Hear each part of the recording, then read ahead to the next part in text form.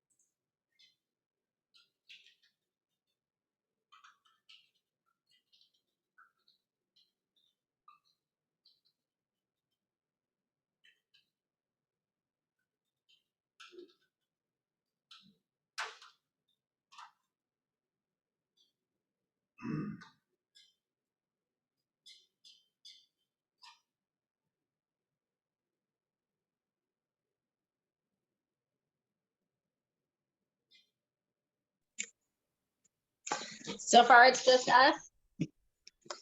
Well, yes, and you may have noticed I even took to putting you over the guy in the wheelchair, so, Nice. Perfect. that way, the people in the room look more familiar, see, that we more like this gal here, there. There. I turned my video on. Can you see me? I'm trying to figure out this, this guy was on last week, he's on the cover, right? And Yeah. that's a frightening smile, I feel like something is being taken advantage of here, and I don't know who. Are we taking advantage of him because he's a little slow, or he knows something we don't about this house behind him that we've just foolishly bought from him? I don't know. Right. Here's my He's glad friend you got rid of Andrea. it. There's Shane, he's like, I thought you were talking to yourself, and I kinda was, but Jenny really is in the little square covering this lady. Here, that would be her. Are you officially started? We're always got time for Shane. I was gonna say, can I pass a lead to Jana?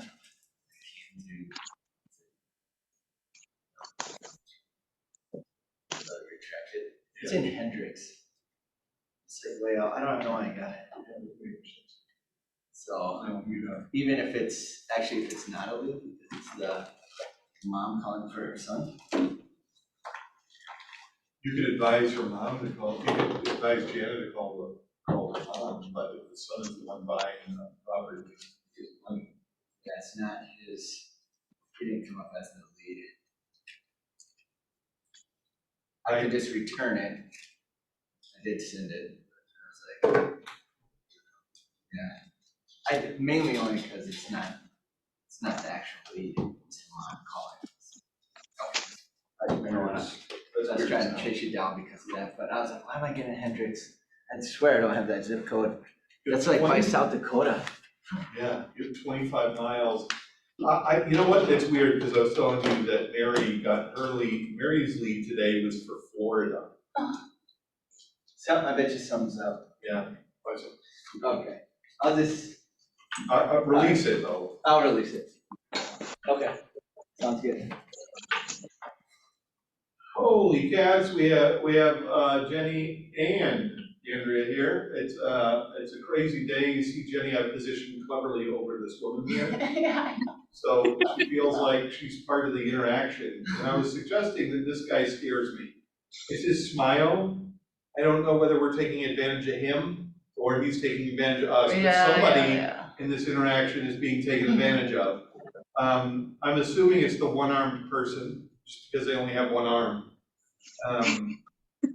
You don't really know, but I don't know what this is, like a bag over their head or something here. The sack, maybe they're like a Saints fan or something from the 80s, they wear bags over their head. I'll just put her over to Keller Williams University neatly. I feel like I'm doing a design, like, let's see, we'll put our logo over. It looks good. Yeah, let's put, well, you know what, that's the value of you as a logo. Yeah. When you are the logo, Jenny, it's always gonna look good. Wouldn't that be crazy if you had I can see in the future interactive logos where it's like you actually, and you can come to life somehow? I think you've been watching a little too much Harry Potter with the newspapers and the Harry Potter show, Oh, right? Where the articles have pictures of people and they're moving. Yeah. Hey, I'm not saying you shouldn't be watching that, and I think it's probably pretty good, but if that's the case, you've seen the deep fakes, where they put Tom Cruise over everything? My logo's gonna have Tom Cruise over. Oh, okay. Tom Cruise is my logo, that's my guy. Today, we are gonna talk about making and receiving offers. How crazy is that? I wanna make an offer, I wanna receive an offer. Who even knows? That should tell you how close we are to being done, making and receiving offers. Question, for the stuff in August, is that covering some of this material or is The that stuff. totally different? I mean, sorry, I didn't know. Stuff.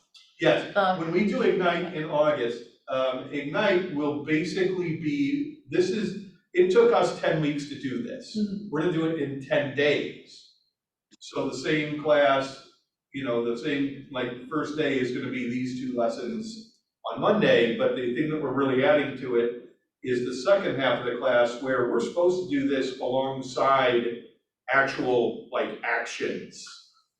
And to make this fit in 10 weeks, we didn't really have the time to do all of this and do actions. So it'll start with actions, and perhaps more importantly and excitingly, we'll have a number of different people and agents coming in and doing each of the lessons. So their takes on it and what they've learned, they'll be sharing their experience in a way that'll make each of the classes very unique and very different, which is super exciting. And if nothing else, helps also build your,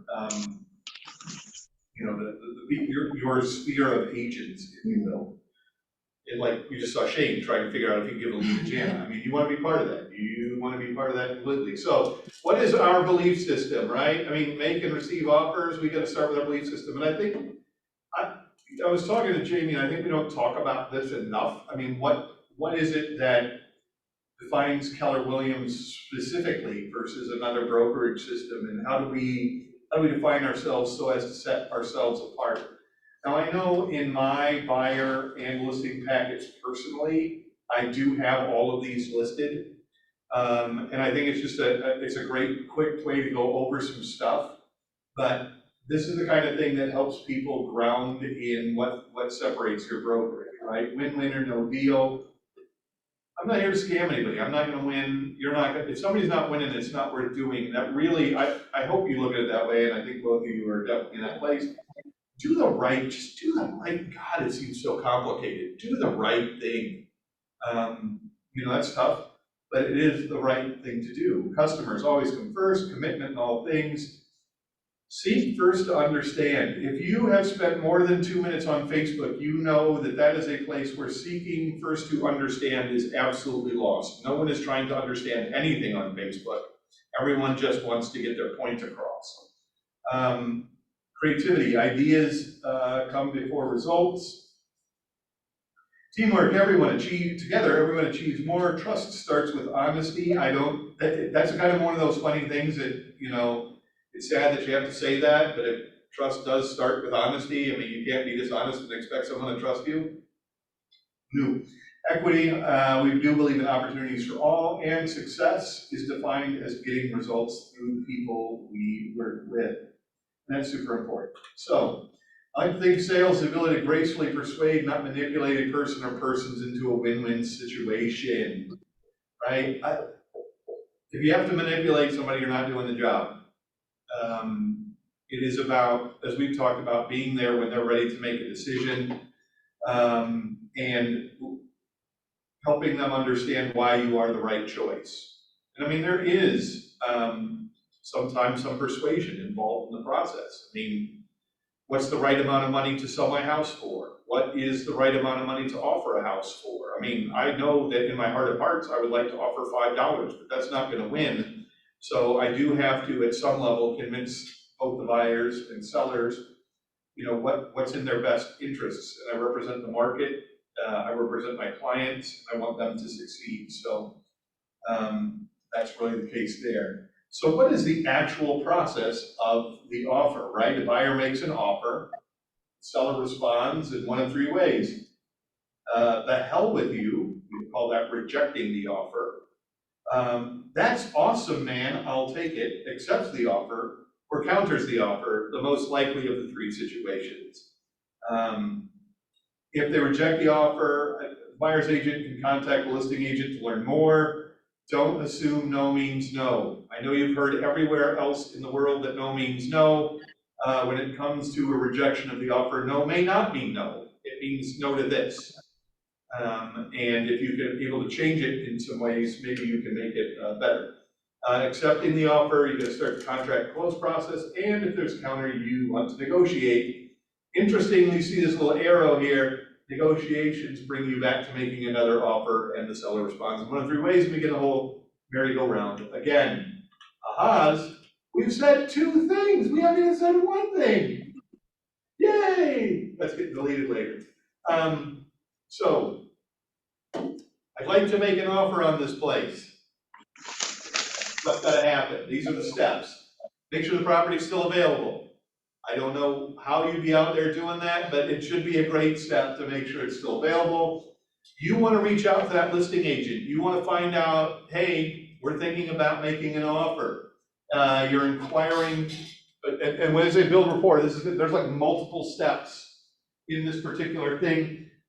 Jenny, you can't see me, but I'm raising my hand up and down like a monkey, pointing these things out, but they're all related to this call. So firstly, I want to build rapport. Hey, I went and saw the house. The house is great. Say nice things about the house. That helps when you're talking to the listing agent. Say nice things. Oh, hey, remember that one time we did business? Or I've seen your name around a million times. You want them to be nice. Inquire about activity, right? How many offers have you guys got? Have you had a lot of showings? How is that going so far? Because you do not have to give out that information about your client, and you won't because you're good at your job, doesn't mean that they won't. So you should ask. Other offers on the property. You know, if there's been a property status change, you can ask about that. So for example, it was on sale or it was on the market and it was pending and then it came back on the market, it's perfectly reasonable to ask about those questions. And that typically you should always remember when you're in that part of the process, if they went into pending and there was an inspection, and based on the inspection, somebody withdrew, right? If that happens, then the seller should be disclosing any new information that may not have been on the disclosure, because now that's material facts. So it is certainly your right to pursue that angle and understand why a previous deal might have fallen through. And I have a question, in regards to that. Say the seller though, I mean, didn't find out didn't receive the inspection report or didn't wanna know, like, Then why you the would, other- then that is the right answer. And if you're ever representing a seller, do not ask Yeah, about if they decline on inspection. Once you ask, you know you have to disclose. Now, you have to make a decision as an agent about the property, and is that gonna help them sell it or not, Yeah. right? I mean, if it turns out to be something minor and you can get it corrected, then you're more likely to sell. But yes, you can choose not to know the reason they are withdrawing. And as such, you would not need to report that. and in regards to like the multiple offers, say, you're the seller, you don't, I mean, if your sellers say it's okay to disclose the multiple offers, do you typically, I mean, if they say. If they would, I mean, you want to walk through that process and Okay. make sure that they Yeah. understand. Isn't that then, in a way, then kind of building a relationship then with a buyer instead of kind of being seen like closed office or kind of, I don't know. It really depends. Okay, I mean, you represent your seller. yeah, At the end of the day, you represent your seller, and your seller may make the decision that if there are many multiple offers, that may scare off other people from offering, right? I mean, oh my God, I'm not gonna compete with 4 other people. Yeah. Well, I can't tell you, but the other 4 are complete BS, terrible offers, and if you make a comment, I can't say that. So, we there can are just say some, multiple offers, even if there's like 5 offers, we can just say multiple and that's fine. you can, again, what you work out with the seller is gonna be the main thing. yeah. If we're in a multiple offer situation, would you prefer that I disclose that or not disclose that? In the end, you represent them, and your goal typically is to get them most money, least hassle, right? So, those are very solid and important questions you're asking. What are the motivations and needs? You should not disclose your seller's motivations. However, along with that, I mean, that if it ties in with their needs, then it's important. They would like a quick closing date, right? I mean, you don't have to explain why, but they would like a soon closing date rather than a long closing date or something like that. How do you want to receive the offer? Can I email that to you? Would you like it in a particular, I mean, some agents are really, I expect all these things, and you'll typically see that in the agent notes or agent remarks. I want this, and this, that kind of thing. But it never hurts to ask if they have a specific format. And then you might find, yes, that's in the agent notes. And then you'll be like, oh my God, what a jackass. Obtain the buyer's pre-approval letter from the lender, review the MLS and tax records, produce a CMA for your buyer clients to ensure that you're giving them good advice on pricing, what is sold in the area recently, and is their price reasonable and in line with the market. and obtain the seller's disclosure statement and other needed documents. Those are steps to write the offer. Yay! So what is important to writing an offer? Price and terms, you gotta know those, right? What are the terms, closing date, earnest money, down money, things like that. Seller's disclosure, are there any conveyances? Oh, I like that term, conveyances. Earnest money, you wanna go over with your buyer due diligence in the inspection period, the amount of time it might take for them to accept an offer, right? We don't know yet if they haven't called for highest and best. That might be something you wanna ask the seller if they don't have any offers. When do you think that your clients might be making a decision on our offer, right? Because there are sellers who will try and slow roll the process if your offer isn't like the most amazing thing they've ever seen. And if you're the only offer, it might not be the most amazing thing they've ever seen, so they might try and slow roll you, but you need them to make a decision because your buyer cannot make any other offers while you're waiting to hear back, and they want a house. So, it's important what are the financing terms, make sure you have a pre-approval letter, closing date, do they want a home warranty? Whether you think they're a good idea or not, doesn't matter, it's up to them. Always remember that, you do not get to decide for them, they decide for themselves. Are there any special clauses or addenda that need to be put in there, right? Wells and junk like that. Talk through the offer. I will say this, I know Kelly, for example, she will go through the first offer she makes to the client, line by line by line by line. So they understand what it is that they're doing. And then down the road, you know, when they're making, after this sort of, if they've had to make multiple offers, then it's a lot quicker and a lot faster. You don't have to go through everything all the time, unless there's specific changes or unique things you want to mention. Or if you felt like there were areas they didn't quite understand in the first offer, it's a great time to go back and revisit them, but you don't have to all the time. Closing date, inspection, contingencies, etc. Know what's essential in your area. We're talking like essential things like, I mean, is city water and sewer for where you're out there, and the things, understand septic systems if that's relevant to your business and things like that.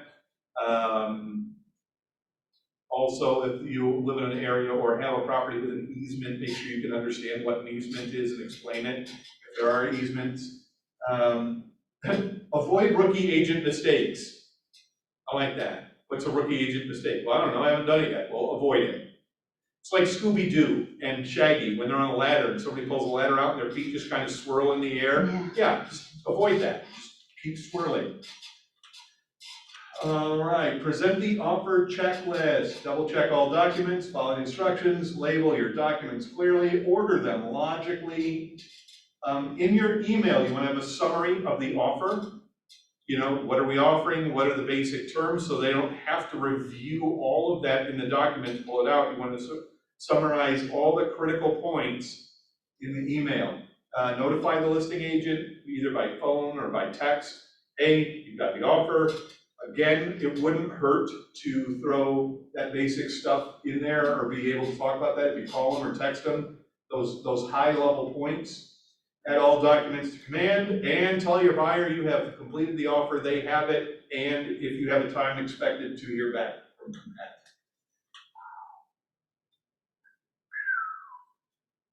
Read and review the offer checklist. So make sure the offer is complete. Confirm the receipt of the offer.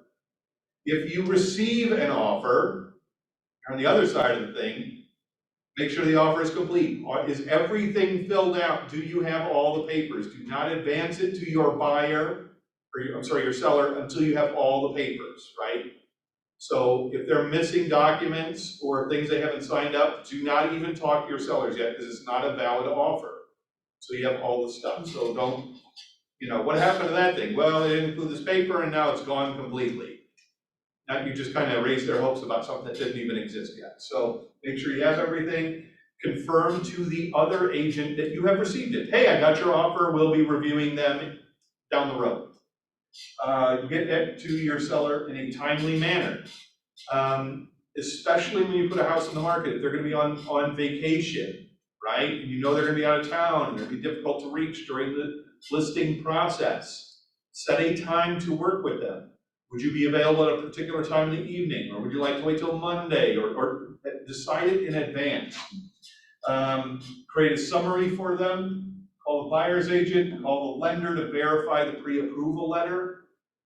If you, on the other side, since we're really playing both sides of the coin right here, if you are representing the buyer, have your lender call the agent, the seller's agent, to let them know, rather than put it the other way around. If you're representing your seller and you haven't heard from the buyer's lending person, jump in there, do the thing, call them, be diligent about it, and create an outline document to reference when you call the sellers, right? So have a sheet. I recommend spreadsheet. If you use the offer settings in opportunities, you can put them all in there and it'll create a spreadsheet for you that can help you reference when you're talking to them. And what are the sorts of things you want to hit on?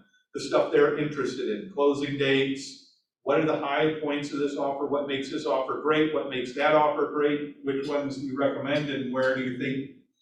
Basically, a lot of times, if you're, again, representing the seller in this case, this is kind of weird to bounce back and forth like that, makes it a little confusing, but if you're representing the seller, when you're talking to the buyer's agents, try and figure out what you might be able to leverage in the advantage for your seller, right? So, I mean, if the buyer's agent calls and says, yeah, we're putting in our offer today, and, you know, they say something along the lines of, please let us know if we, you know, if our offer is good, but it's not, you know what I mean? If they give you that kind of information, that there might be something more, then make sure that you note that somewhere, because you want to be able to come back as a representative and say, even if they're the best offer, you can still call them back and say, you are in the top 2 offers.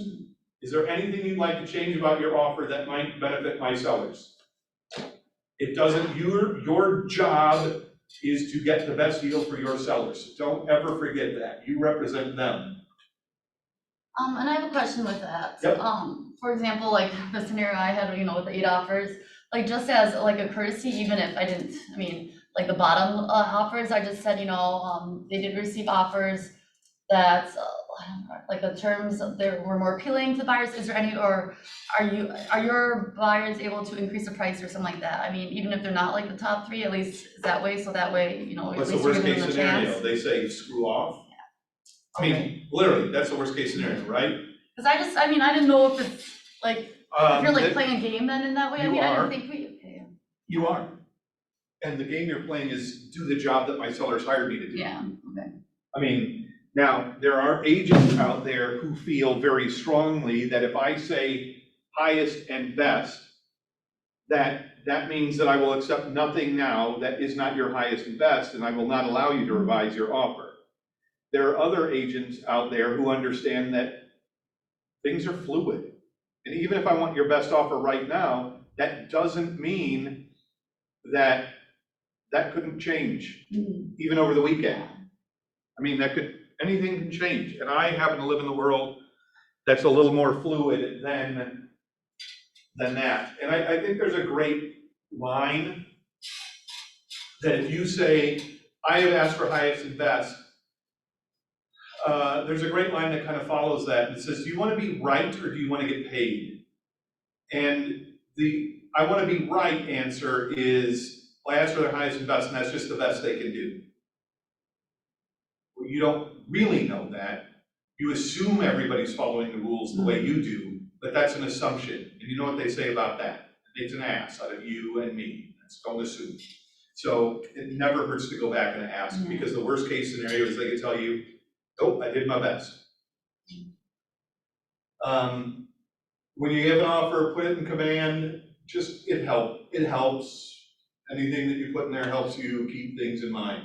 So you receive, review, and respond to the offer. So you are on the other side of the coin now. A buyer makes an offer, and you represent the seller, and they respond in one of 3 ways. You either counter the offer, you accept the offer, or you reject the offer. This is so strange. This is like, we just talked about it, but now it's the other side of the coin, right? You got those options. And when you, if you reject it, you know, you should expect them to call you back. Even if you just reject the offer out of, hey, sorry, we're not taking that offer, to your question, lowest person on the board, you should expect them to call you back. And if you're truly representing your seller, that's the right way to make sure that's in there. Counter the offer, always seek to get the best terms for your clients. Understand that the most important thing to them, and believe it or not, this is true as more often than you think, most important thing to them may not be money. You don't get to decide that. What you need to be focused on is making sure that you get the terms that they're most concerned about. Often, it will be money, but sometimes they will forego the money to have a favorable closing date or not have to have an inspection or things like that. And if that's their preference, then pursue that in your negotiation. All right, reach a decision. Well, that's interesting. Reach a decision. Either way, there's three things that happen. And I really think, you know, the vast majority of things are gonna fall into the counter offer space. And as we move into a shifted market where there are potentially less buyers for every seller, more so than ever, the negotiation part of the business is going to start to take over. And understanding what your needs are for your listing, for your listings becomes more and more and more important. And you'll find that that's the thing. All right, how? Super fast. We're into section 80. Oh, I can't stop staring at that man. I feel like know, he's that's just what I'm staring right saying. at Once me. you've seen him, once you've seen that smile, it's creepy. I think he's missing a tooth. Yeah. Isn't he? Isn't he missing a tooth right there? Yeah, or he's got just a big gap. Or just a big gap? Yeah.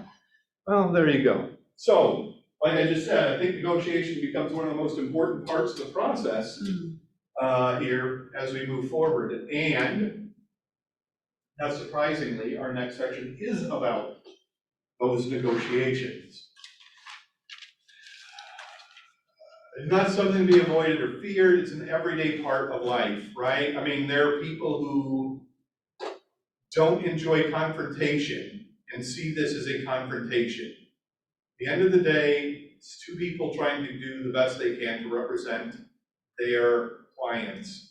And it's why one of those things where when you start thinking about this entire section, why talking and discussing dual agency with your clients is so important, because this whole thing goes out the window in dual agency, right? Because you can't really advise your clients if you're representing both. You can say, this is the offer.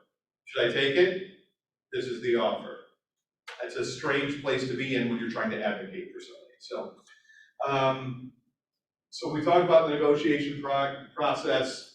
You know, win-win or no deal. You're not trying to cheat anybody or defraud anybody. And both people should feel like they're getting the right thing out of the process, right? It's got to be a win-win for both.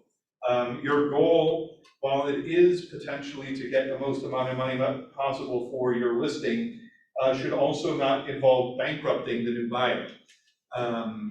So, you know, I mean, at a certain point, getting more money from them and then having the house not appraised doesn't help your listing. So, you know, it does have to be within the bounds of rational. Do the right things, don't provide false information, do provide the information that you can, as best as requested, do the right things. Remember, your customers' needs come first. You do not need to worry about the other client. That is the other agent's problem. They are not your problem at all. Commitment in all things, seek first to understand, right? The more you understand about the other side's needs, the better job you can do representing your client and making sure that you get what you need. Tyler's waiting on something. He's like, I can't get in. Then he's not clicking on it. Okay, I'll be right in.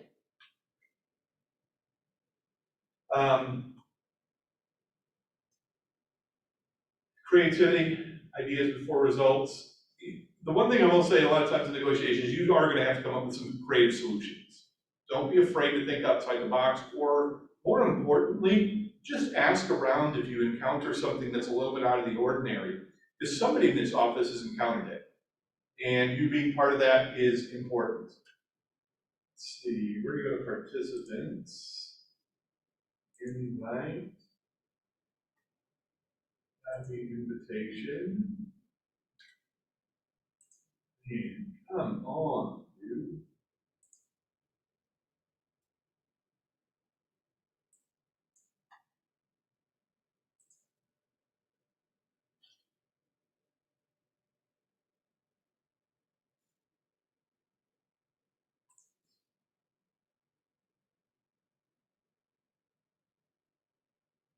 Oh, they.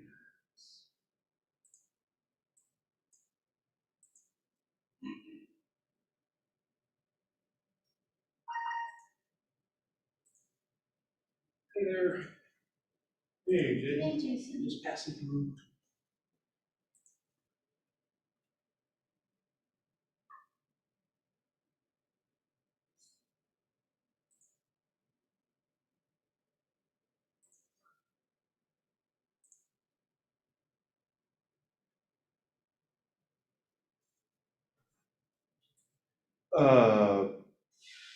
Trust starts with honesty. You know what? Just be honest. I don't know what I mean, obviously, equity continues to be important and useful in the negotiation process. Do not be afraid to fire your clients. If they are not acting ethically under the fair housing rules, you don't want that blown back on you.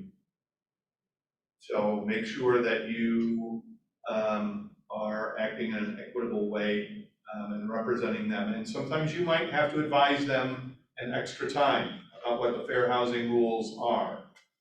You know, it doesn't matter what the name of the client is, this is the best deal. And you taking another deal might subject you to action in accordance with fair housing rules. And success results through people.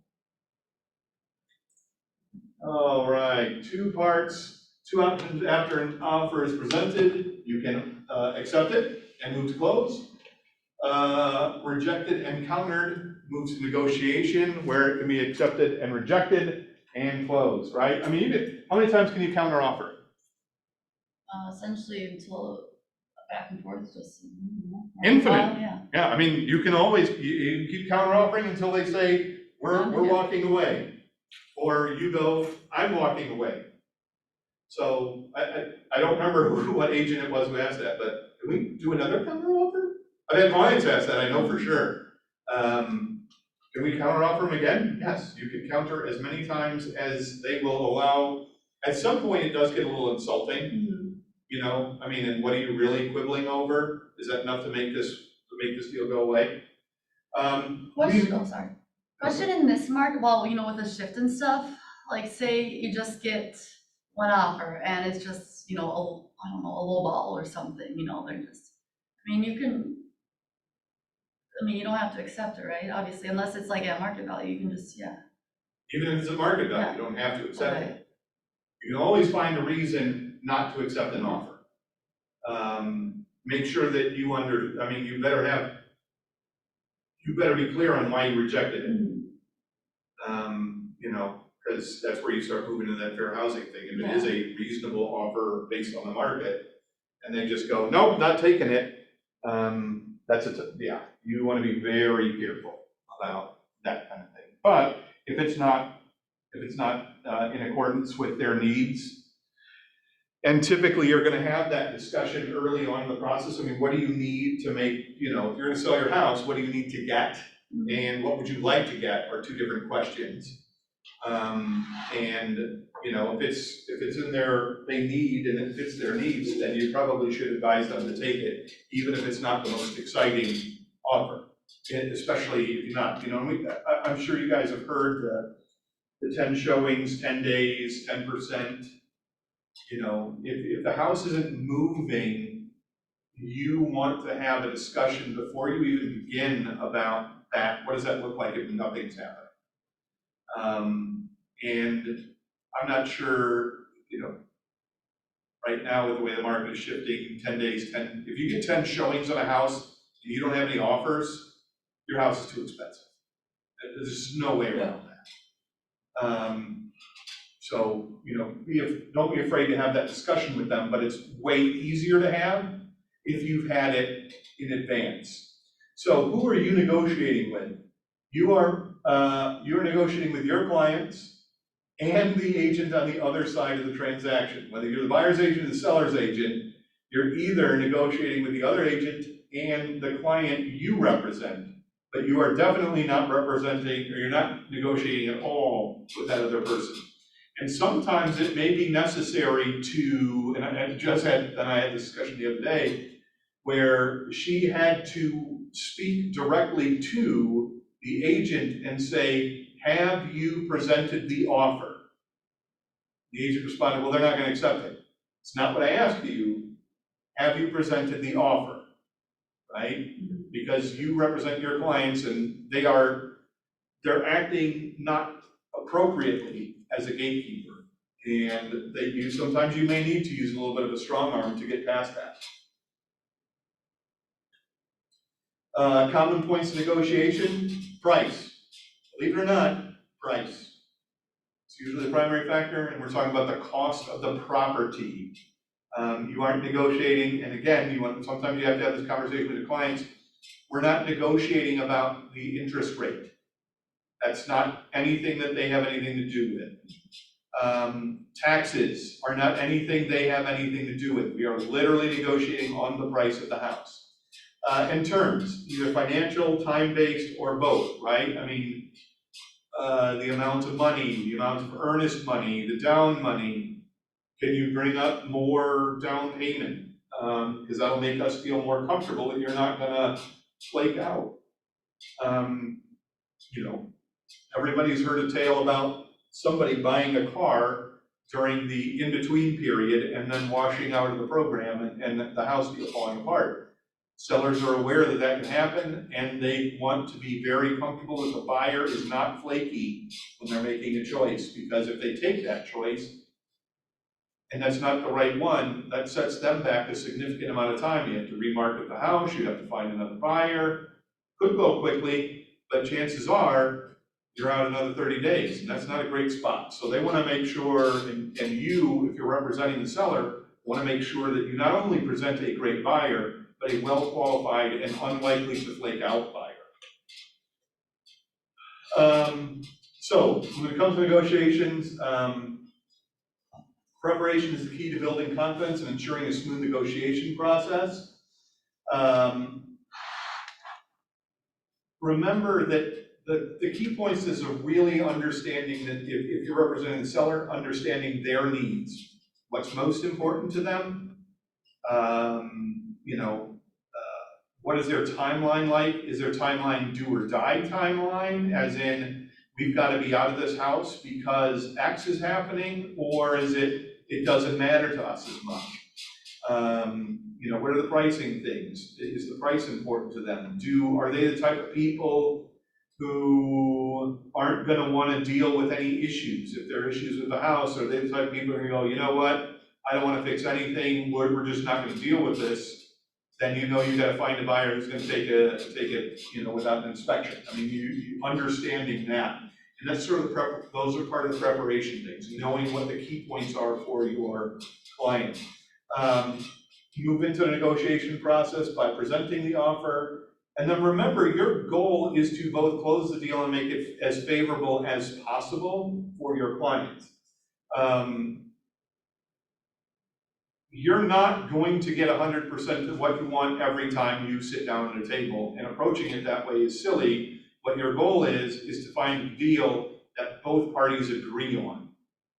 And right now, I know we've got a client that we're working with who, every time something comes up, he's super concerned that the other person is taking advantage of them.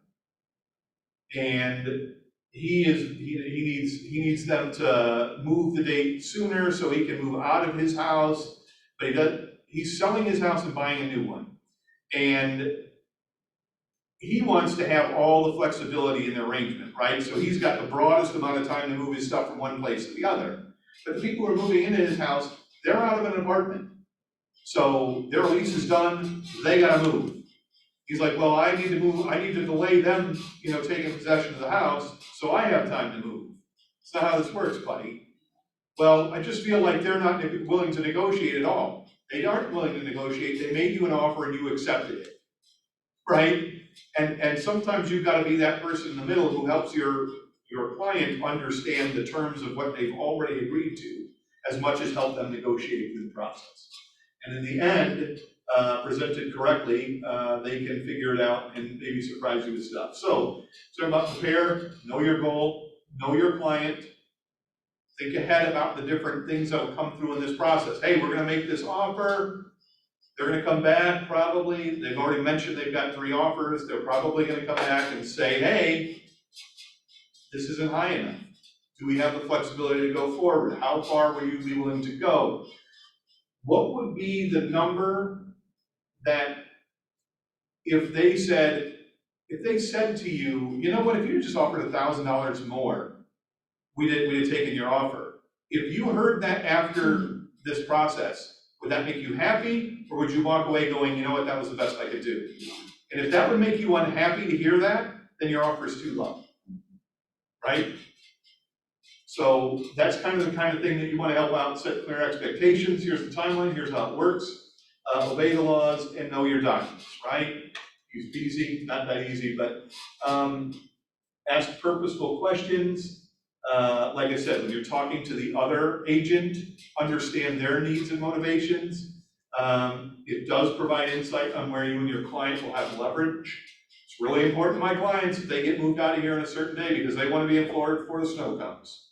All right, time is important, maybe more than other things.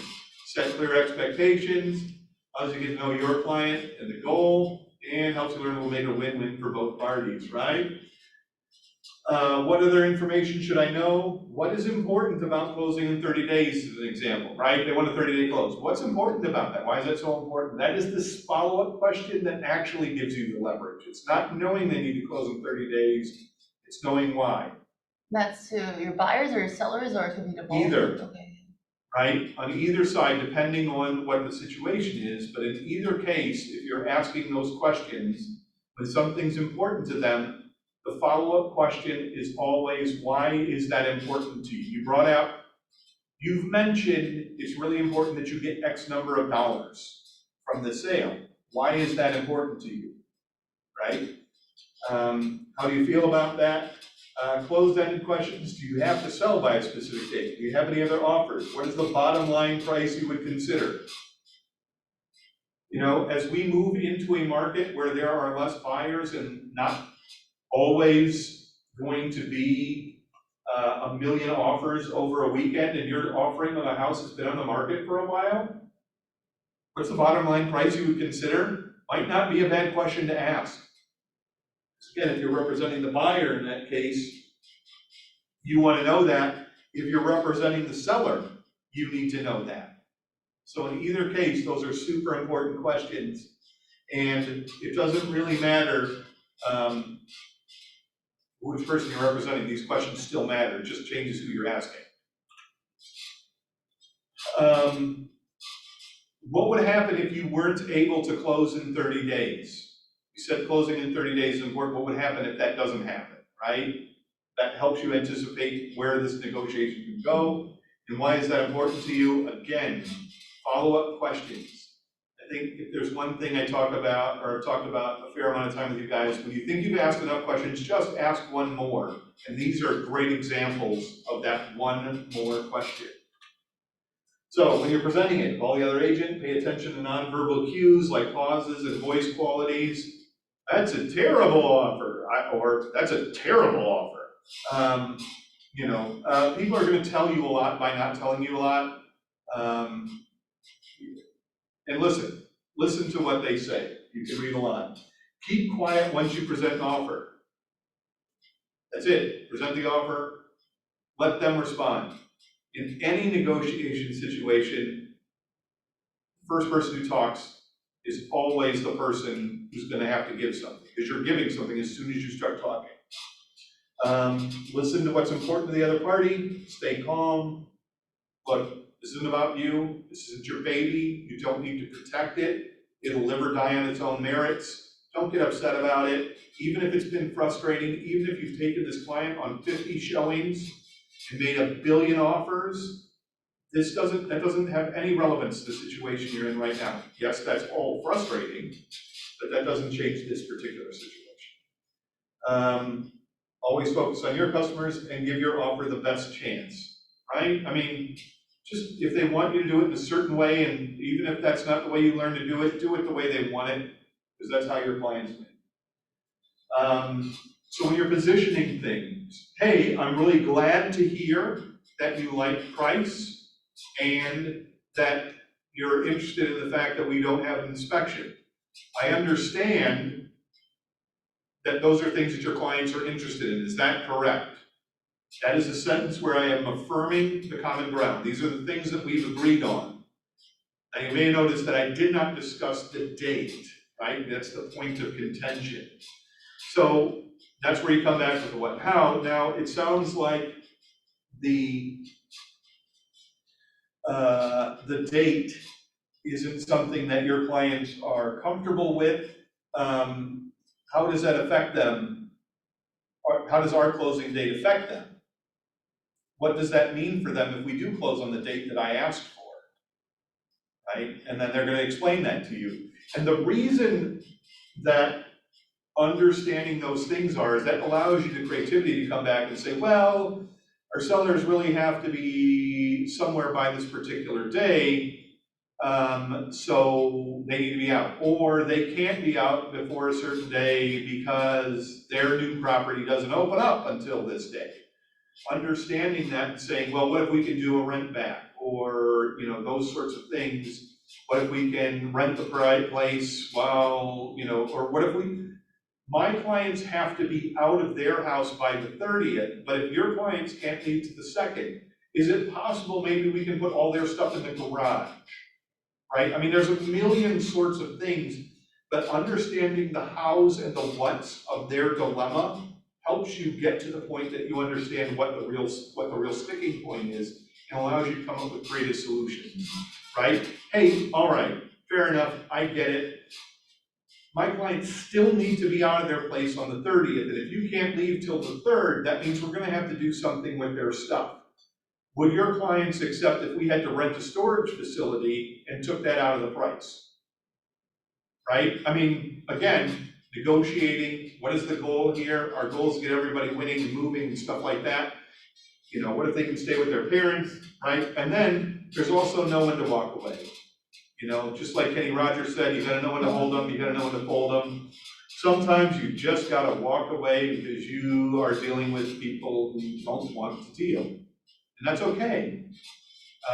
It may have been the best thing in the world, but you gotta look at that and say, you know what, maybe the world was trying to tell us something. And their house will probably burn down in a couple of weeks and you're glad you didn't live there. Right? So, other tips for negotiating, be professional. That's not a time for slang or shortcuts or being funny or those kinds of things. Understand that that's not the time for that. Understand what your goal is, to get your client the best deal possible with the best terms. Most fluid. Pay attention to your communication and tone with anyone involved in the transaction. You want to keep a level tone. Not be excited. Your excitement shows your buyers really want to buy this, or your excitement shows your sellers really want to sell this place. You want to remain a neutral tone so that later you can say, sorry, your offer wasn't enough. If you go back to somebody who's got the best offer on the thing and say, yeah, you guys had a really great offer, would you like to offer more? That's very confusing. Look, you're one of the top 2 offers. Clients want to know if there's any more room you've got in there, or some additional favorable terms. Specifically, they're looking for a closing date that's 5 days earlier, and I'll be honest with you, there might be an opportunity to up your price a little bit if you want to really close this one out, right? Or up your offer just a touch, and that probably would be enough to help win them over. You're not giving away anything. but keep your tone neutral. And if you treat them like you're giving them inside information, they are way more likely to accept that and think, ooh, I just got a little nugget. I can go tell my buyers that. Continually refer to your client's motivation when speaking with them. So you're speaking with your client. Again, you're negotiating with two parties here, the other agent and your client. You told me that this would be an acceptable offer. We're coming in at this. We want it to move by this day. And this thing. Yeah, but my neighbor just got $20,000 more than this. I understand that. You mentioned, we've talked about this. This is the number you needed. This is the offer you've gotten. This is the date you wanted. This is the date we've gotten. These are the terms that we've been offered. Those all fit your needs. What your neighbor's house does or doesn't do doesn't have any impact on this deal, right? So you've got to refer back to their motivation. So you said it was really important to get to Florida before the winter. This matches all of your needs. This is going to get you there and get you there sooner and be done with it. Or we can go back to the market, decline this offer, and continue to wait and see if another one comes in, but you may not make that deadline any further, right? Refer to their needs so they know why we're doing this. Always listen more than you talk. You have 2 ears and 1 mouth, right? You should listen twice as much as you speak. We are by nature in this business, tend to be talkers. This is a place where you want to be less talking. And your client's motivations, do not share. Don't share them. And it ain't a baby. Don't get attached to the outcome. You're not protecting this thing's life. It will live or die without you. Doesn't matter. It's just a thing. It's just digits on paper. So don't get attached to it either way, because you're going to get ones that, you're going to get offers that are amazing turned down, and you're going to get offers that are terrible accepted. It has nothing to do with either sometimes. So don't get too attached to what you put in there. Crazy. Yeah. Jenny, what kind of questions you got? How do you not give away too much information? I mean, I don't know. I think that's hard. I know, I was like, yeah. Sorry? How do you not give away? way too much information? I do not give it, so, that's, the thing is, you have to start with that every interaction in mind, right? So the first interaction you're having, your client is calling in, right? I mean, you're gonna get a call from the seller, or let's say you're representing the seller, you're getting a call from the buyer's agent. Right off the bat, like anything intentionally, you need to know what this conversation is. If you're not prepared to have it at that minute, right? You haven't thought through all the things yet, let it go to voicemail. Okay. Don't feel the need to take it. They're giving you an offer. You get to decide when you're gonna listen to it. So right off the bat, the first trick is make sure you're prepared to receive the offer. And then when they want to talk to you, they're going to say things. You know, what questions are they going to ask you? You know this in advance. They're going to ask you, what's the seller looking for? Well, you can be honest with some stuff, right? I know that the closing date is super important to them and they want it sooner rather than later. Mm-hmm. What would be an ideal date? Well, here's the thing, you got to make a decision, and hopefully you've had this conversation with your seller, right? Likely that's something you can disclose, right? Because that's pretty fixed. Yeah. On the other side, so look, they really need to close by September 1st. Why? Why is that important to them? Come on, man. We're both in the real estate business. You know, I'm not going to tell you that. And that's just that's perfectly reasonable to say, you know. I'm not at liberty to disclose that information this time. It's a great answer as well. I'm just not at liberty to disclose that. Okay. But know that that day is important to them, right? I mean, that's as far as, you don't need to tell them why. And it might be because they've got their kid, they want their kid to start the new school year in that school on that day, and they want to be in that house, right? So you don't need to disclose that. The financial terms, you know, what's the lowest offer your clients will take? Well, we put a list price out there and we feel like that's a fair offer. I mean, we feel like that's a fair place to start. You don't have to tell them that they would take less, but there is an implication that there might be room for negotiation. Because again, you still want them to present an offer. And especially as we move into a place where there is going to not necessarily be 10 offers on a property.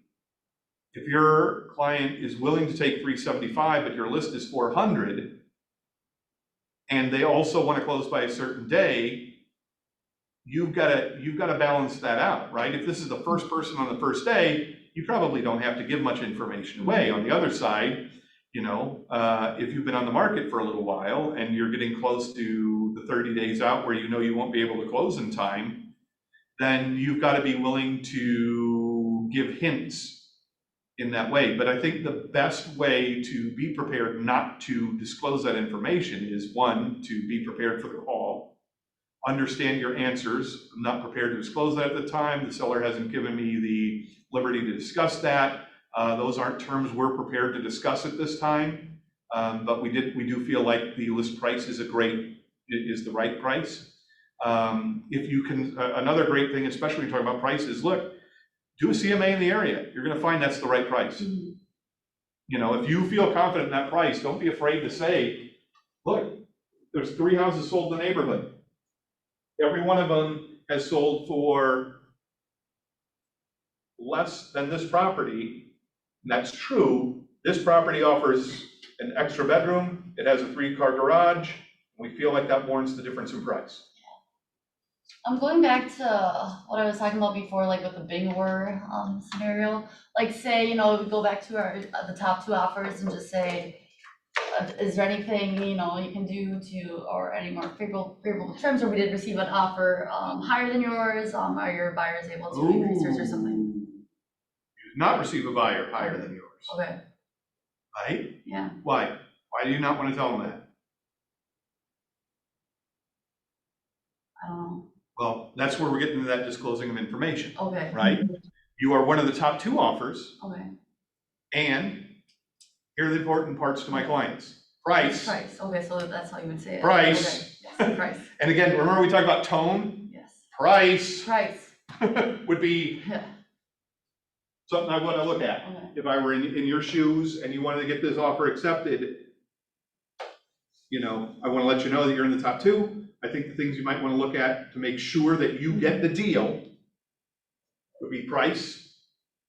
And, to be honest with you, my clients are absolutely stuck on getting closed sooner than that. If that's the most important thing to your clients and they're cool with it, lay out that date. That date is super easy. It doesn't have to be a huge negotiation point. It's not like that's hidden information most of the time. You can just be super upfront about the date. Price,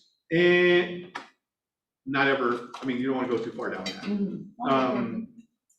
But yeah, if your sellers need to close on a particular day, you're going to get far further by being honest, direct about the day Mhm. than anything else. Same thing really is true of your buyers. If you're trying to buy a house, don't try and play funny games with that, because that's where a deal's blow up, is days. Because there's so much that needs to be coordinated and so much that needs to be done that is absolutely, while it is a term of the deal, it is one that is 100% to be 100% open, honest, and direct about in every case it's possible. Unless your sellers are saying, I don't need to sell this house for 6 months. That is a whole separate deal. If they got a long timetable, that's your business. But if they have a date in mind, and they're pretty specific about it, and it needs to make, it takes 30 days to close, period. That should just be your guideline. And if they need to sell and be out of their house in 45 days, here's where you run into a challenge, right? Then you're on the other side of the coin.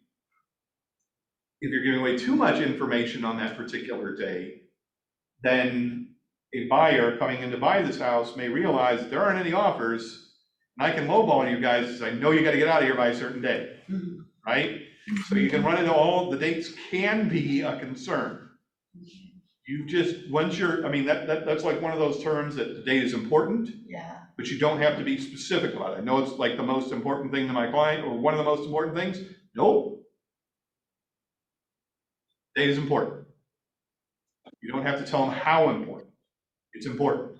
Most good agents are gonna understand that that's important to them. Mhm. And take that information and use it to their advantage. You get that information, you know there's not that many offers, you could probably stand pat on your offer. Right? Because if you're representing a buyer and you make an offer and they're like, hey, just wanna come back to you, let you know that date's a challenge for you, and you might wanna think about the price, you know what? We can talk about the date, but we're fine with the price. Right? Because they're really pushing on dating, then they know that their people have gotta be out of the house. And you just have to be really thoughtful about that whole process and understand the motivations. And that's why that preparation thing is such a big deal. If you're outlining that stuff, thinking about it, talking about it, being prepared for it, that's where it goes.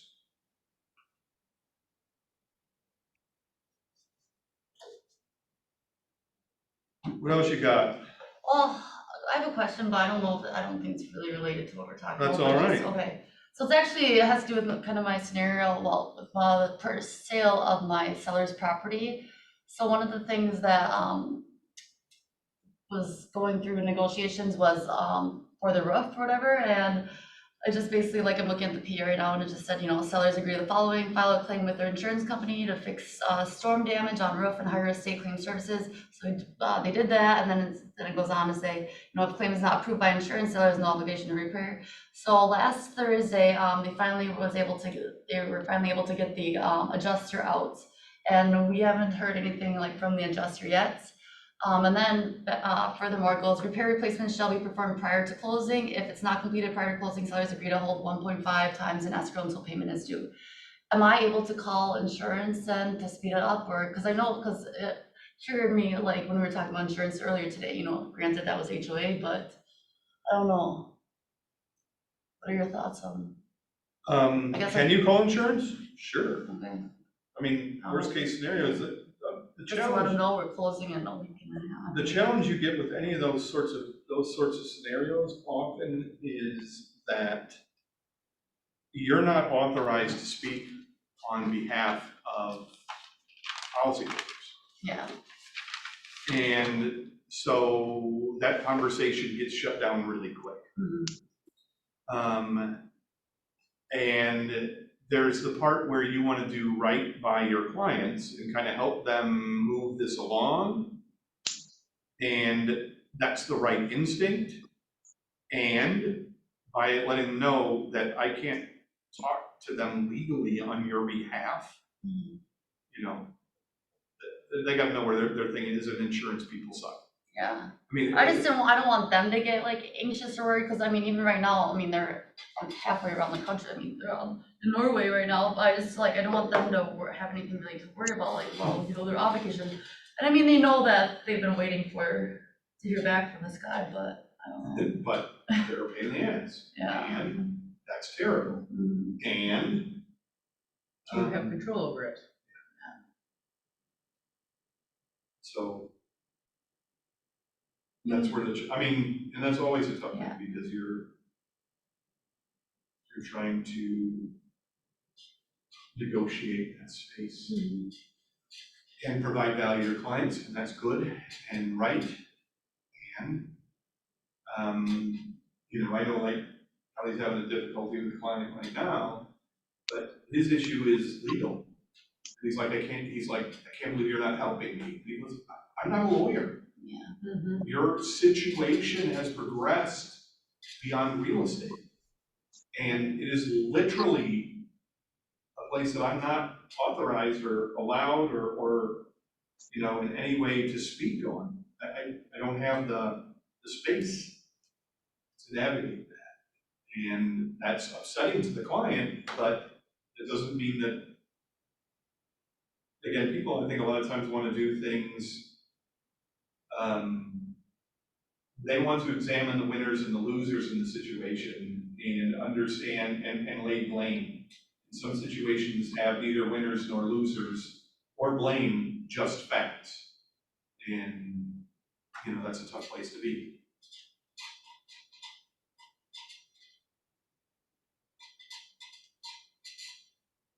do you got, Jenny? Yeah, no, I think that answers my biggest questions is I just think being prepared, I guess that's something we never have done is like actually practice like negotiating. And I think that that's,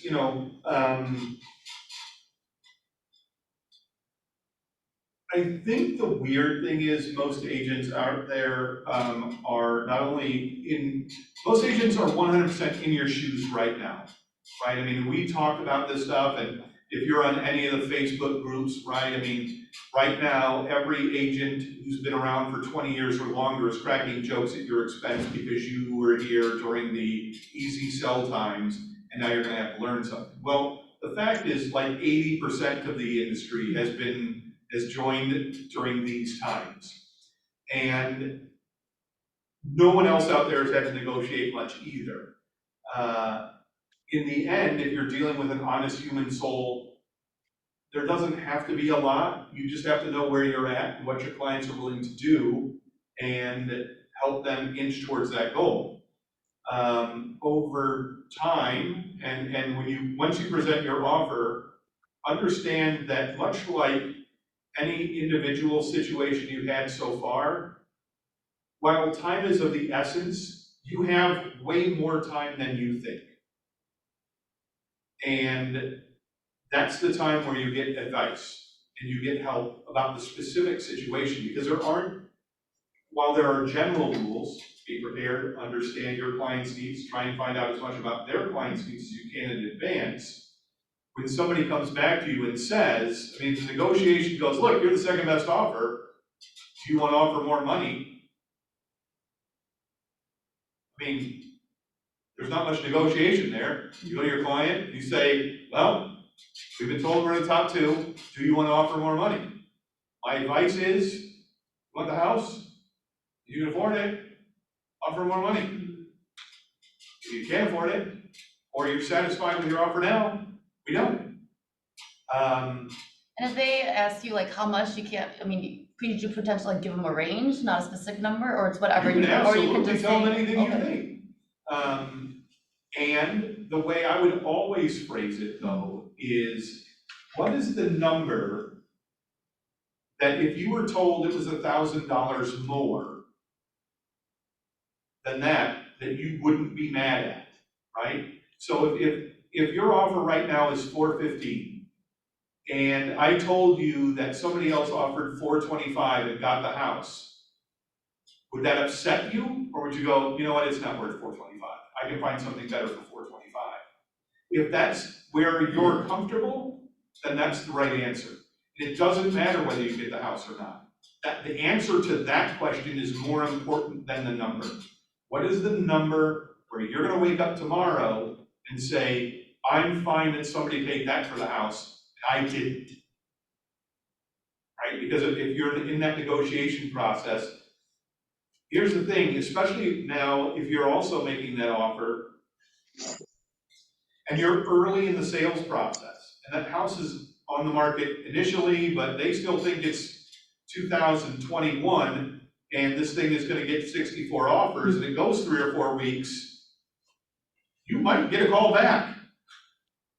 You might get a call back and say, hey, terms have changed, or there's been a price reduction on that house.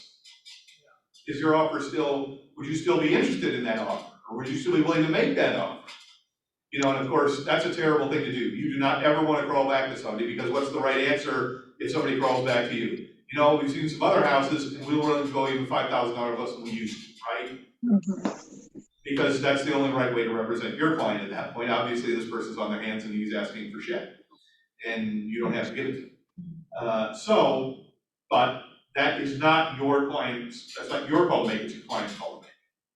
You know, if that would make them happy and they win that house at the price they wanted, you know. So, when it comes to negotiations, yeah, it's just like riding a bike. You haven't done it before. It should not be something that frightens you, because most of the people you're gonna involve in negotiations with are neither skilled at them, nor are they manipulative. The vast majority of you people you're gonna be working with are both honest and unskilled. and they're gonna tell you way more than they should. And potentially, when you're on the other side, you're going to tell them more than you should. And you'll move on with your day. Because at the end of the day, if you're doing the right things the right way, both the client and buyer and the seller are gonna end up winning. A year from now, no one will remember the $2,000 here or the $2,000 there. They'll love the fact that they're in this new house, and the sellers will be happy that they got paid and are into their new life. It's just in the little short-term spaces that things build up.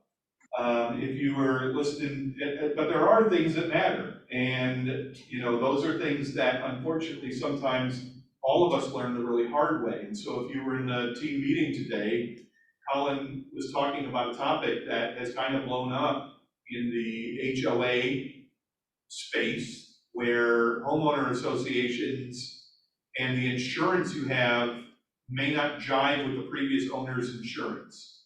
Homeowner's insurance can be based on the date of the assessment or based on the date of the incident.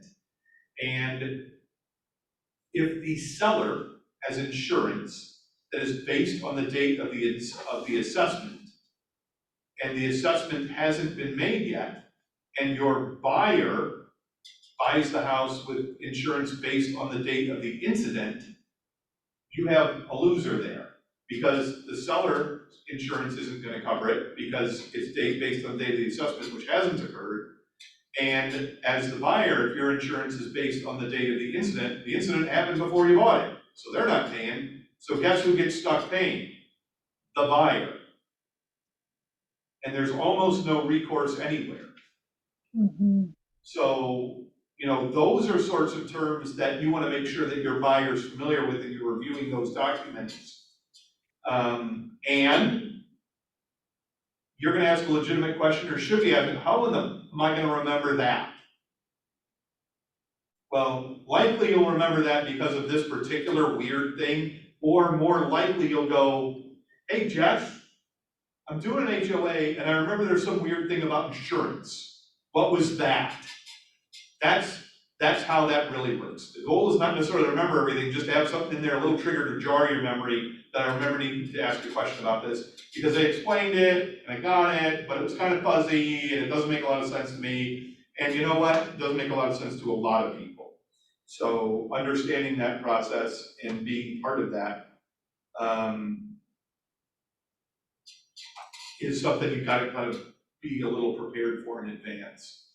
And those things always change. I mean, the market changes, the way this is a change in the way insurance companies do business, which affects us.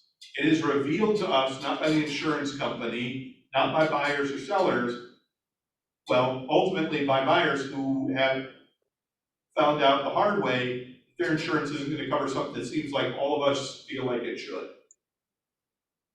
And that comes up later. And some of those things you can't learn in advance, and that's why trying to be perfect is a foolish enterprise, because things change too much for you to be perfect.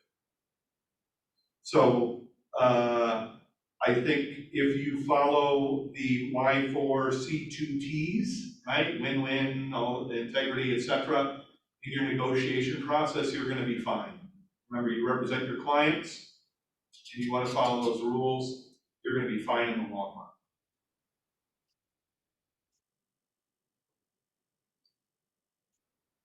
Yeah, that's it. I'm just trying to remember that mnemonic device.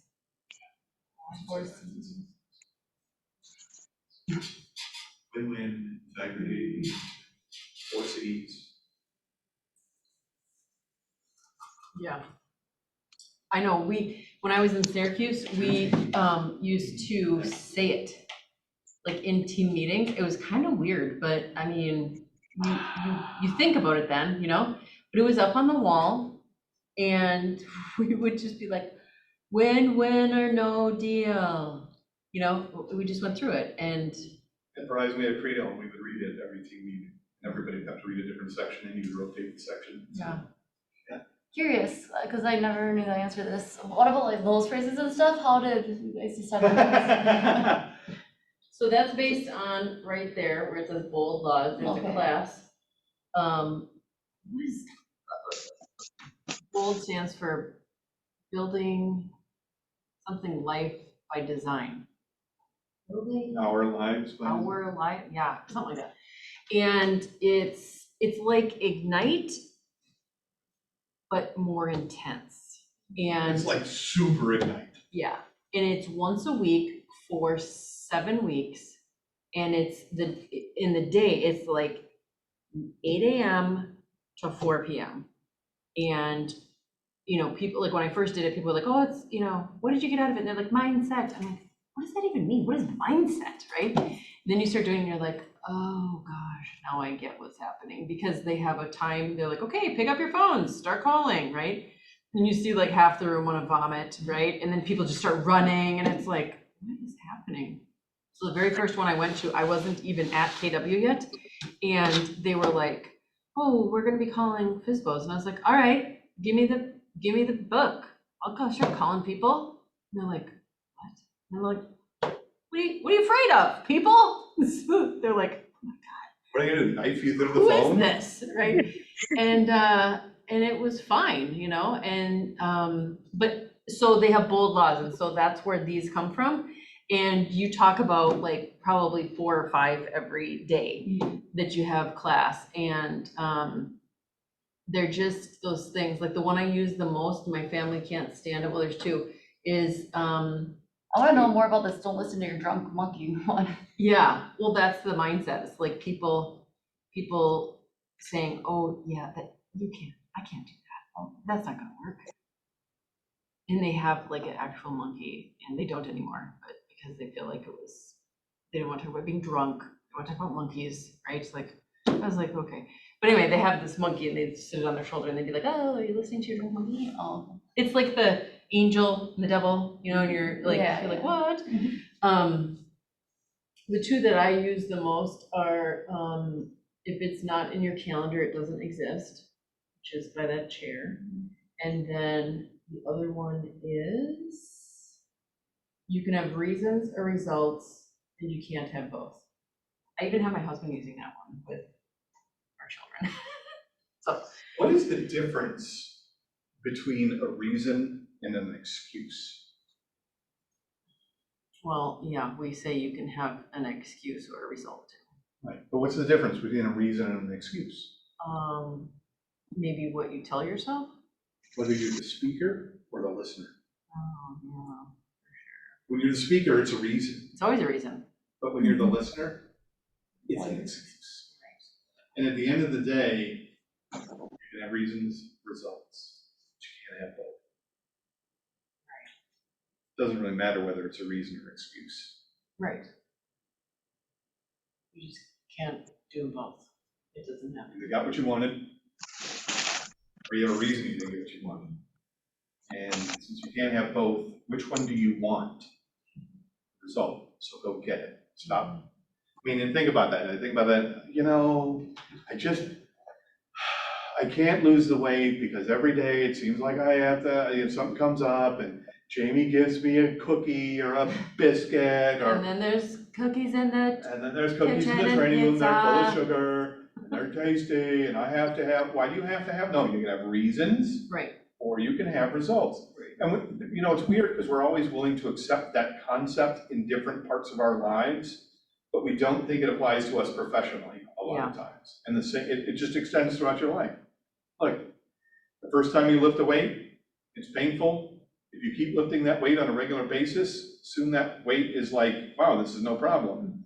And that's the way it does with anything. Now, see, my favorite is come from contribution for a lot of reasons. I have worked and surrounded myself over the first 30 years of my professional career with people who came not from contribution, but rather from a place of scarcity.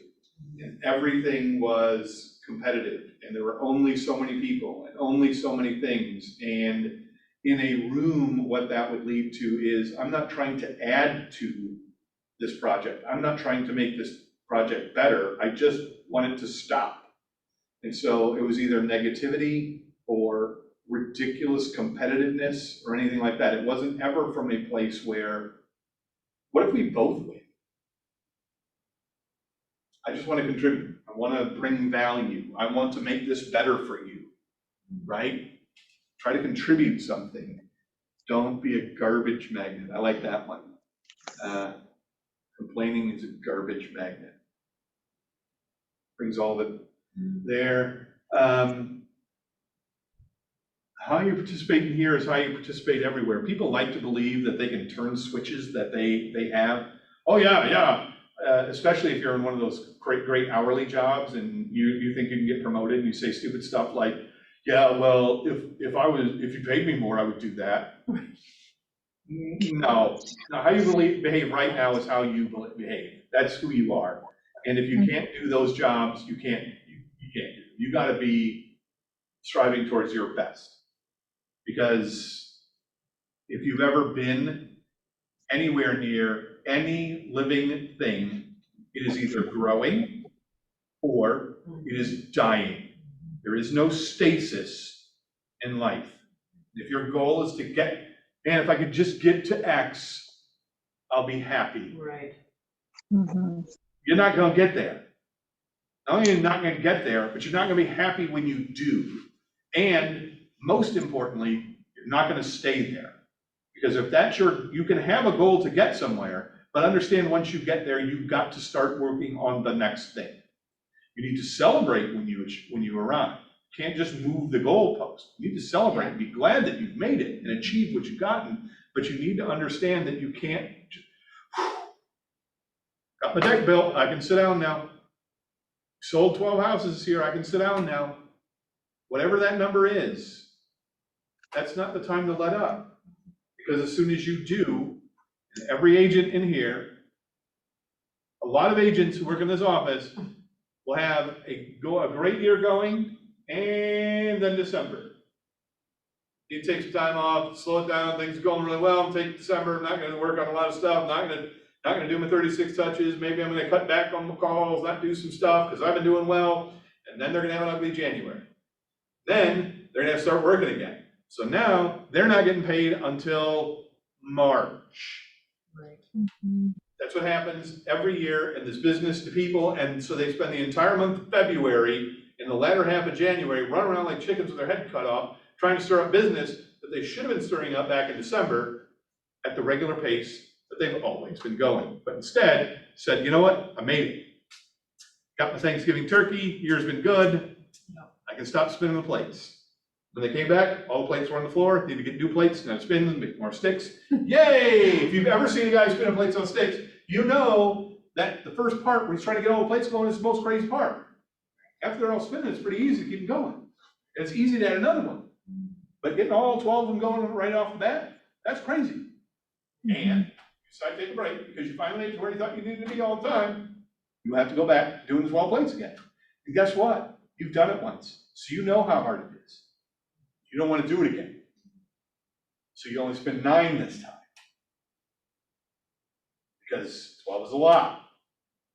Now, you got the 9 plates spinning and you think, man, it took so much effort to get here, and I'm not where I was last time. So you have a little less energy. One of the plates falls off. And that's what I'm talking about. You are either living or you are dying. Dying happens just like that, 1 plate at a time, because man, I know how much energy it takes. That's why people lose a lot of weight and then gain it back, and they start doing this. Never can keep it because that's silly. Didn't make the right changes, the right choices. So live. Don't die. That's not on there. It should be, Live, don't die. but don't die. Jess, you want to talk about Ignite and then let them go home? Yes. All right, so Ignite is the first 2 weeks in August. It will be, you got your invite from Irene and she said to accept it, so it's just on your calendar, right? So the first 2 hours from 1 to 3 is going to be this material that we just did. However, it is going to be taught by multiple different agents in the office. Why is that good for you to come to? Because then you meet multiple different agents in the office. And It may be some of the material that you've already heard, and they're going to tell it in a different way. They're gonna share their own stories, right? And if it's a topic that you're like, oh gosh, yeah, I remember, we did this and I want somebody else's perspective on it. And then, what? And practice. Practice, right? Practice. And then from 3 until 5, we will be doing conversations like scripts, role playing, and lead generation. And that is with 10 different agents. So we have 10 agents for 1 to 3, 10 agents from 3 to 5. And it'll be, I mean, if you're like, well, I don't know what I can come to, that's what you should come to. Practice. Every single day. Every single day, you should be coming to that portion. It can be done on Zoom. So like Jenny, you and I talked about this. And if there's a day, where you want to come in and stay for more of the day, Wednesday, you can do that. Jason is walking around to every microphone, Jenny, and saying practice into it. I don't know if you can tell, but. I can hear him. Good. Well, I didn't want you to miss what was happening here. Yeah. So that is what we're doing. And On those Wednesdays, are we still having team meetings? yes. No, I mean, not team Yeah. meeting, I mean, PC. No. So you will not have a one-on-one for those 2 weeks, and you will not have this time frame for those 2 weeks. What's this bell for? Because that's gonna be during lead gen when we set an appointment. We're gonna come up and do that. And then we're gonna put a tally mark on the board. And then at the end, we're gonna calculate what an average transaction would be and how much money we just made. What? So, You mean if I am successful in doing the thing, I get to ring the bell? yeah, you get to ring the bell. And let me just tell you, because this is the fun part, this is my favorite part, is the list, what's your lineup look like, right? So we have, Irene put it in a rainbow spreadsheet for me. Oh, I know, it's atrocious, frankly. Atrocious. Okay, so you have me, Tenley, Chaz Kozaczyk, Derwayne Moore, Dean Feld, Jason Herkamp, Anna Thompson, me, Carly Duckworth, Jason Oliver, Tasha Wells, Candace Johnson, Kelly Arvidsson, Chaz Kozaczyk, Kristen Rezak, John Hoffmeister, Sarah Anderson, Anna Thompson, Jason Arvidsson, and Jamie Ogden. That's so crazy. Yeah, it's gonna be so good, and it's also, we didn't get time during the meeting to promote it. The thing is that this is gonna be something for every single agent in the office. So it's not just PC, it's everybody. And so we're gonna put it in the Friday email. And we're gonna be, I think Jamie said I'm doing a video We're about doing it. videos. We're doing videos, oh my God, I love doing videos, so. You do videos, and see it on the Facebook. We could do you see it videos in every email, day, you like see a it in countdown. text. Oh my God, this is gonna be amazing. Every day. Guess what? so like one of the days I'm closing on the properties, I can just come late afterwards, Yep. doesn't matter, yeah. So, yeah, and I even, like if you know somebody who's like, oh, I'm thinking about maybe getting into real estate, well, have them come one day, right? Like, it's amazing. It's good Yeah. stuff, Yep, again, how many ways can you build your income right? is important. Suddenly you have somebody in your profit share. Just think how What? bizarre it'd be for one of the people your friends, some come here, hang out with you, and there's some dork up there ringing the bell every couple of minutes. I mean, that's awesome. That's what I'm I'll be like, is this a circus? Sometimes at Bold, they have the bell going and they have it's next to a microphone. I'm like, why are we doing that? But, so like I called somebody and they're like, they keep hearing the bell, but they're like, are you at a circus? And I'm like, I am at a I'm circus. at a fire station. We're It appears there's a fire. putting out fires right now, people. It's the deal. Fire. Fire. So yeah, so that's what we're doing and it'll be super exciting. And the leadership team will be here for the first day because It's on a Monday. it's on a Monday during our meeting. And I was like, oh my gosh, you guys, you're all coming to the beginning of Ignite. And they're like, oh my God. Yay, we are. Okay. So, all right, any other questions on anything, ladies? No, I have a question. It's just in regards to setting up a separate bank account, because I know we talked about this right in the beginning. Yep. So I'm just trying to refresh my memory. So like, say I'm gonna do it through TrueStone. I go down to TrueStone and then what do I need? The first thing you need is to tell them that Jessica sent you, because they'll give me something, like a mug or something. And then, what you can do is you can tell them you wanna set up an account like mine. Okay. So what it's gonna do is it's gonna give you a checking account, a savings account, and then you're gonna have 3 other types of accounts. And that's based on that book, Profit First. You need to have your LLC like set up and your EIN number. If you don't have your EIN, they will use your social security number. It's gonna be better though, like what happens is you go in and you're like, I wanna set up a business banking account, and they're like, where's your EIN? You're like, well, I don't have it yet. And they're like, well, come back when you do. How do I know if I have an LLC yet?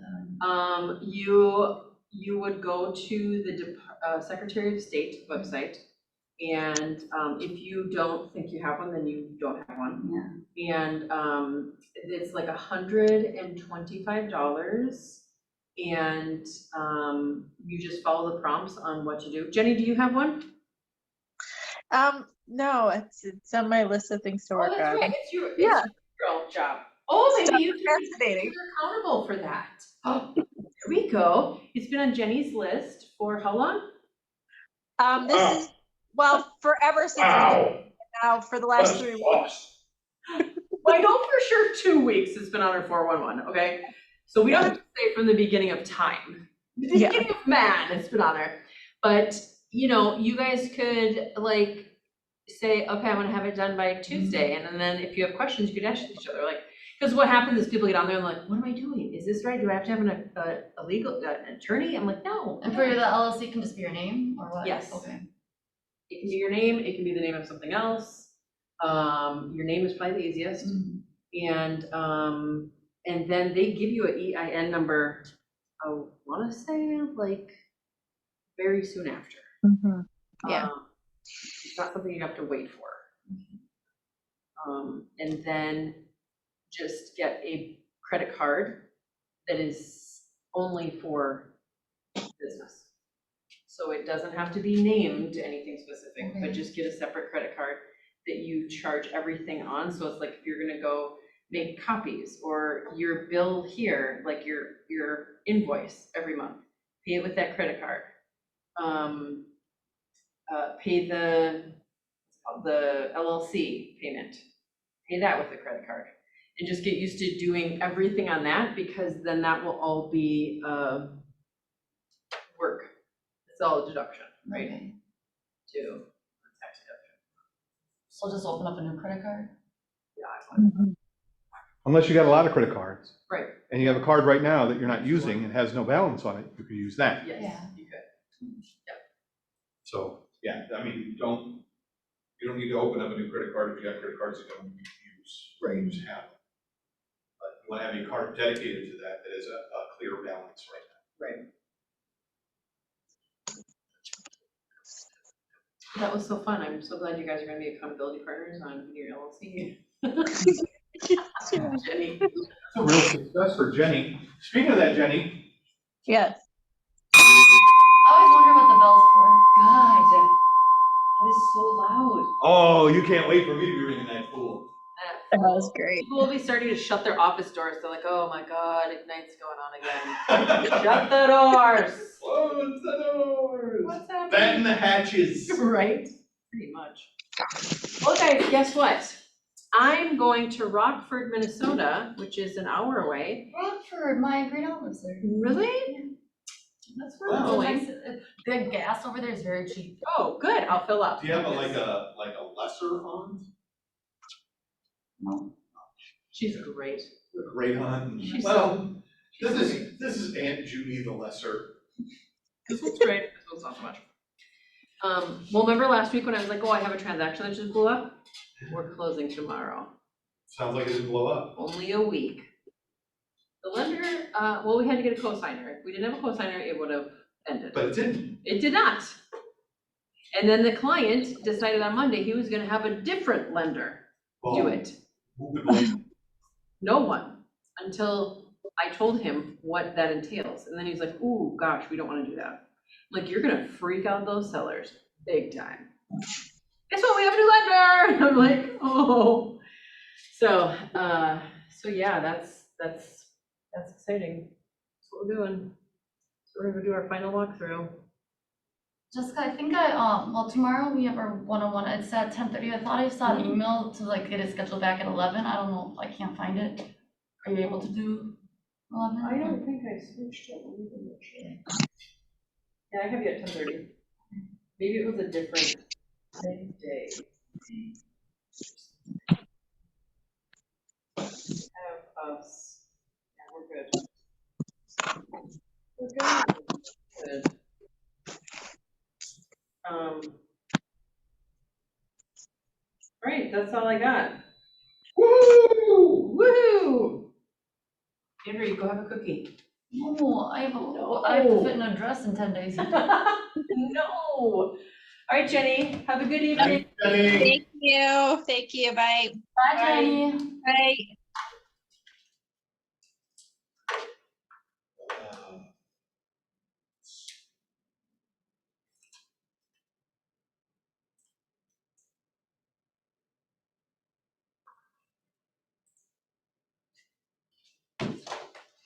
Look what Irene set up in my calendar.